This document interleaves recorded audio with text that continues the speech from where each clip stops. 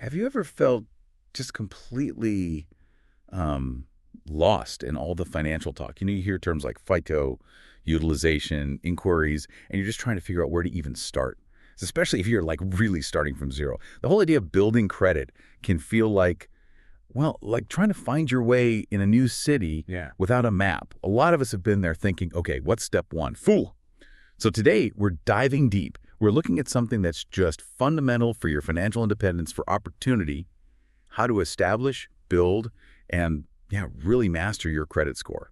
We want to help get you on that map and maybe even onto the fast track. Exactly. And our mission here, is to cut through all that complexity. We've gathered insights from a whole stack of different sources. We're talking major credit bureaus, financial experts, people who've really been in the trenches with this stuff, even some surprising takes on tricky things like, say, collection accounts.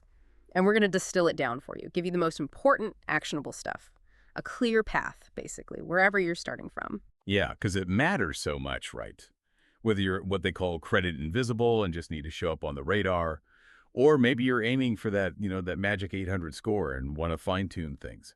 Understanding how credit works is just key. It affects way more than you might think: renting an apartment, getting utilities set up without a huge deposit, insurance rates, even landing certain jobs sometimes. It's like this silent partner in your financial life, really. Okay, so let's break it down. For someone really truly starting from absolute zero, like never had a credit card, never had a loan, what are the very first concrete things they can actually do to get a credit history started, to get on that map? Right. So credit invisible, it just means you don't have enough payment history being reported yet for the bureaus to calculate a score. It's not bad credit, it's just no credit data. But yeah, there are definitely solid ways to start building that history. One of the probably quickest ways is to become an authorized user. This is where, say, a family member or a friend you trust adds you onto their credit card account. You get a card with your name on it, you can use it. And the key thing is their payment history starts showing up on your credit report. That helps you build a history and potentially get a score faster than applying on your own right away. That sounds almost too simple. Is there a catch? What's the risk for the person adding me?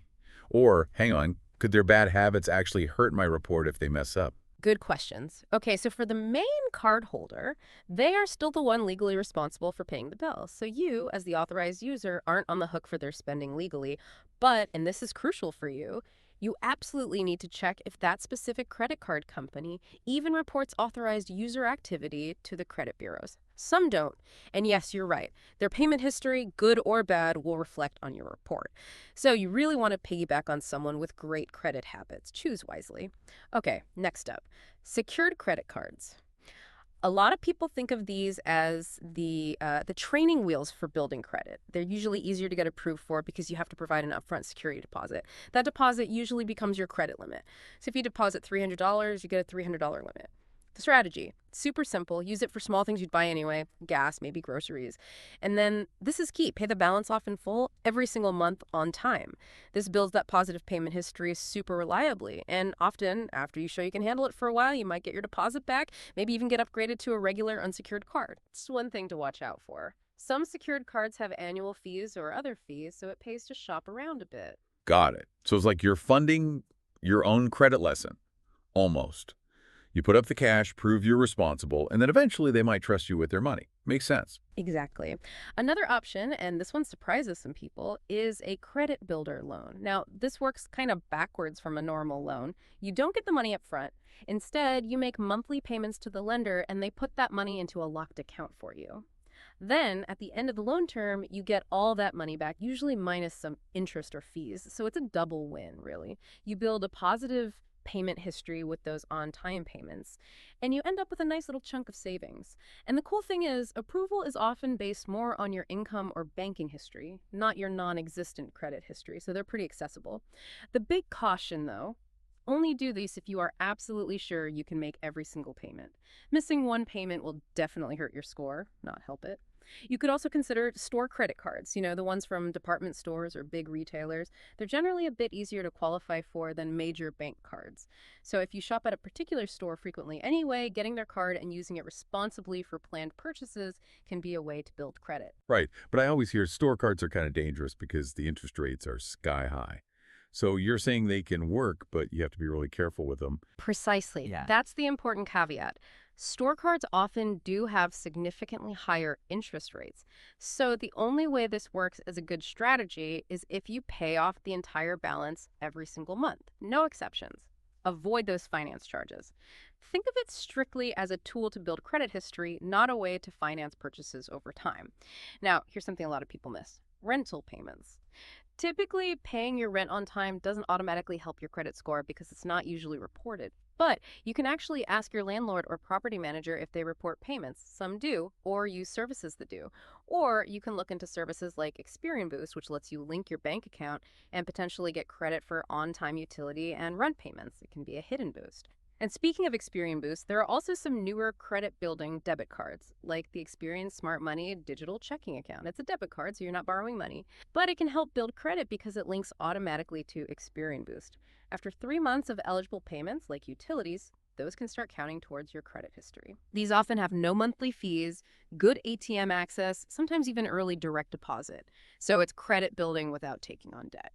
And one final starting point, especially if you literally have no credit report at all yet, Experian Go. It's a free program they offer specifically designed for people with no credit file.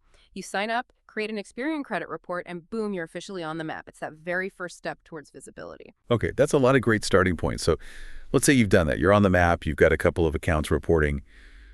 What really separates just having a score from having a great score? What pushes you up towards that elusive 800 level? This is where the real strategy comes in, right? Exactly. Now we're talking about optimizing.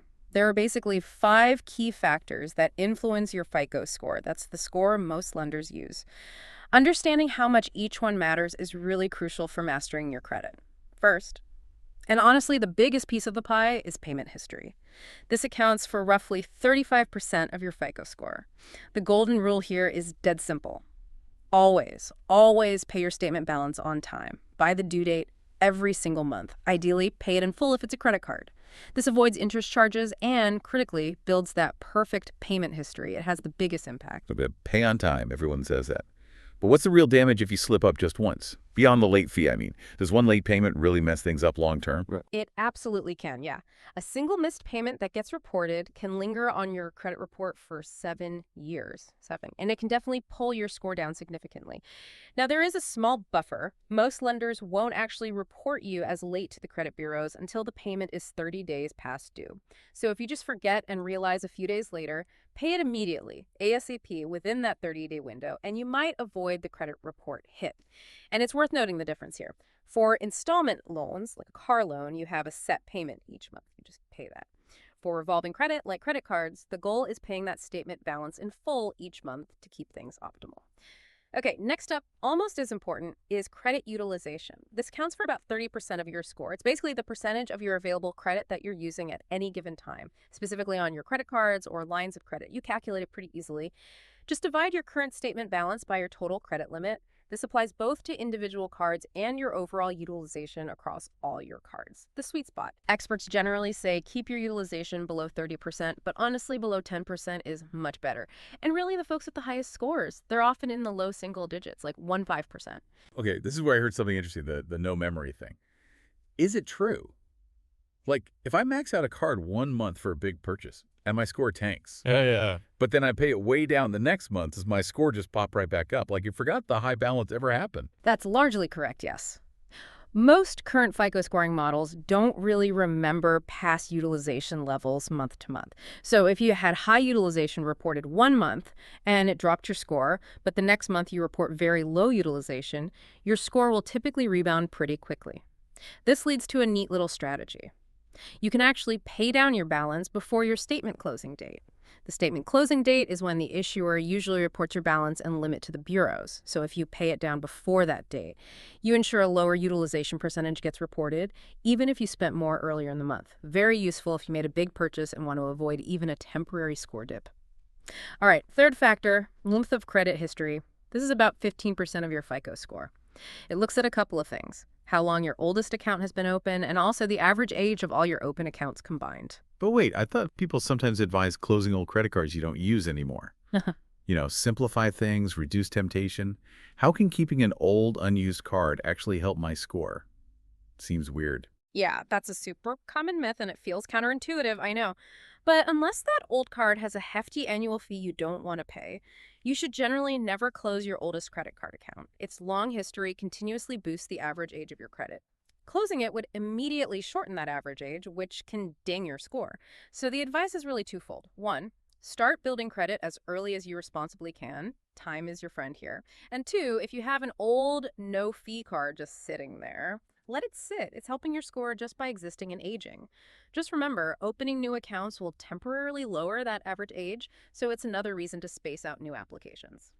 Okay, next, making up about 10% of your score is new credit. This mainly looks at how recently and how often you've applied for new credit.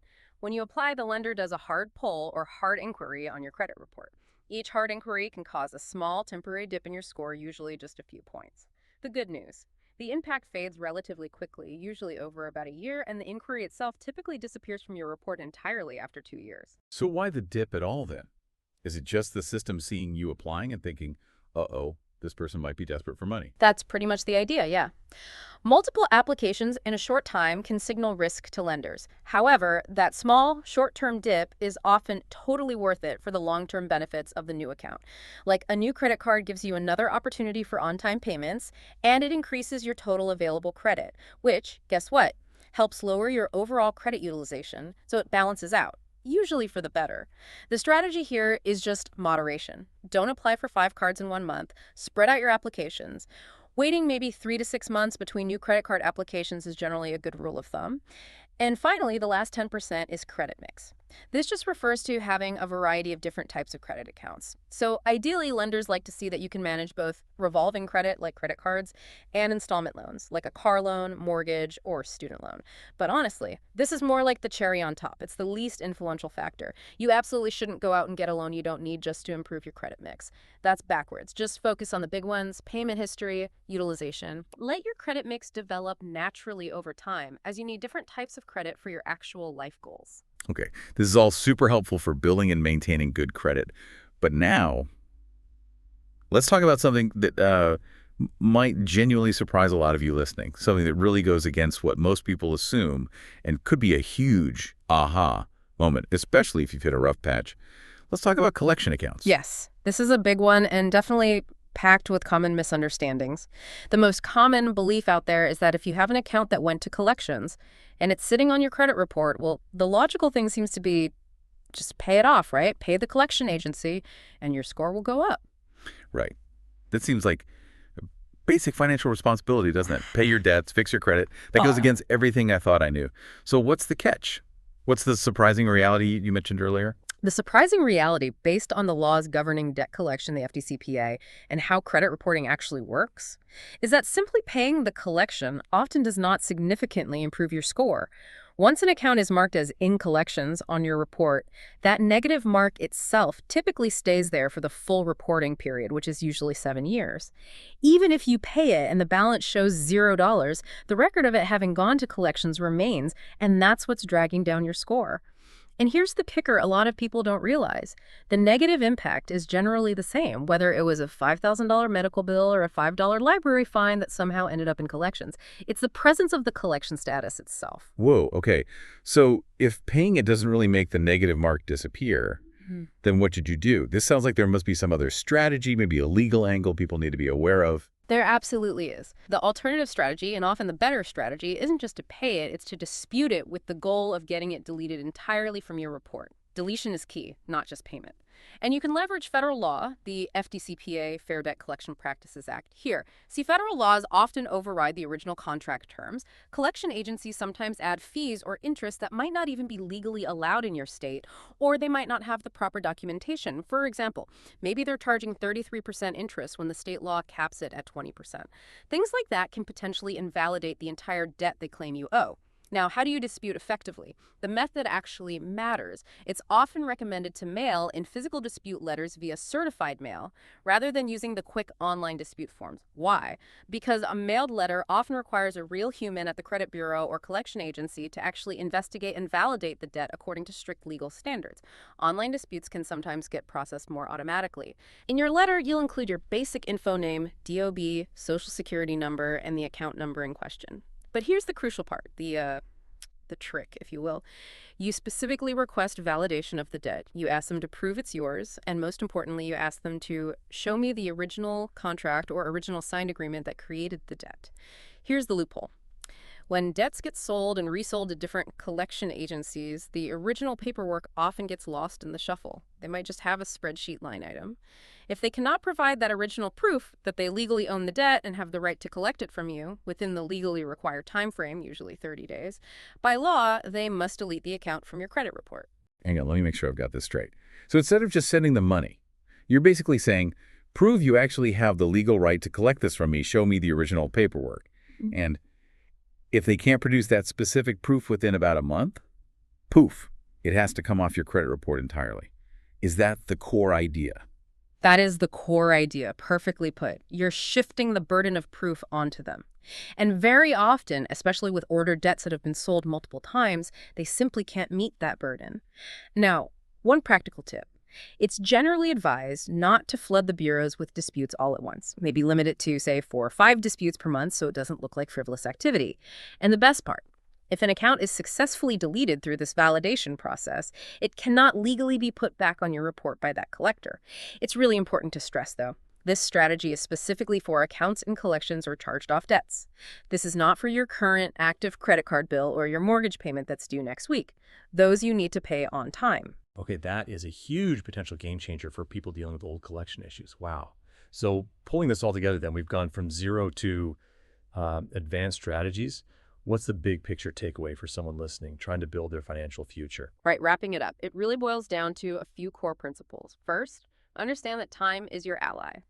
Building good credit from scratch or rebuilding it doesn't happen overnight. It often takes several months just for your first score to even generate after you open an account. So the big takeaway, start working on it before you actually need it for that car loan or mortgage application. Plan ahead. Second, slow and steady wins the race. Consistency is absolutely king here. Keep those balances low, especially relative to your limits. Pay everything on time every single month, no exceptions. There really are no magic shortcuts to an excellent credit score.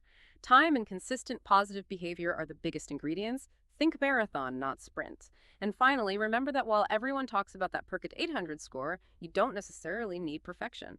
A score in the mid to high 700s is still considered excellent. It will qualify you for most of the best credit cards, the lowest loan rates, all that good stuff. So don't get discouraged if you're not at 800 yet. Focus on building those solid, consistent habits. Be patient, and your score will definitely improve over time. Good enough is often great in the credit world. That's it for today's deep dive into building and mastering your credit. Wow.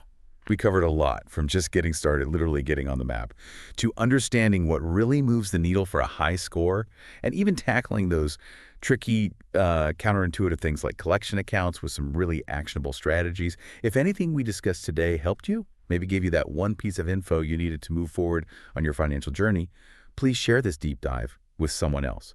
Maybe someone just starting out or someone feeling stuck trying to improve their credit.